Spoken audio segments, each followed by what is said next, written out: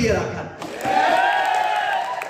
আমি আপনাদেরকে অন্তঃস্থল থেকে কৃতজ্ঞতা জানাতে চাই। আজকের এই মঞ্চ, এই অডিটোরিয়াম, একটা মুহূর্তের জন্য আমার মনে হয়নি যে আমি বাংলাদেশের বাইরে আছি।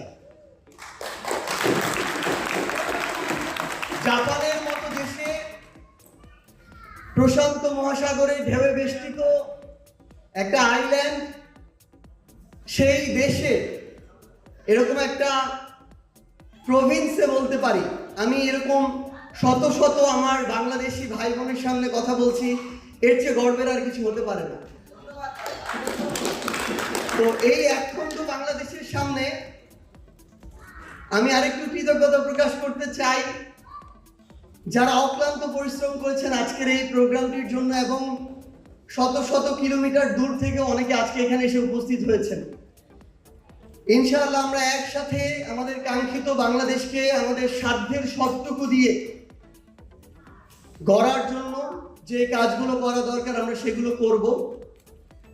আমি আমার এই ভাই বোনদের সামনে আমার 1 বছরে দেখা বাংলাদেশকে নিয়ে কিছু কথা বলতে চাই।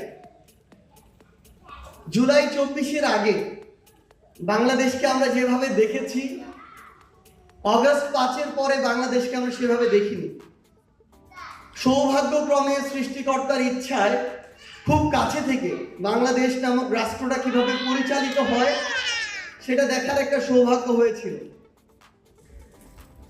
আমাদের কাছে মনে হয়েছে এখানে অধিকাংশ রাজনীতিবিদ বা বিভিন্ন গুরুত্বপূর্ণ স্টেক যারা রয়েছে, এই অধিকাংশ মানুষজন আমাদের সামনে অভিনয় করে এবং তারা যতটুকু দেখাতে চায় ততটুকু দেখায়, যেভাবে দেখাতে চায় সেভাবে দেখায়, এবং যেই ক্যারেক্টারগুলো আমাদের সামনে অভিনয়টা করে আমরা তাদেরকে সকল ধরনের ভালো খারাপের জন্য দায়ী মনে করি।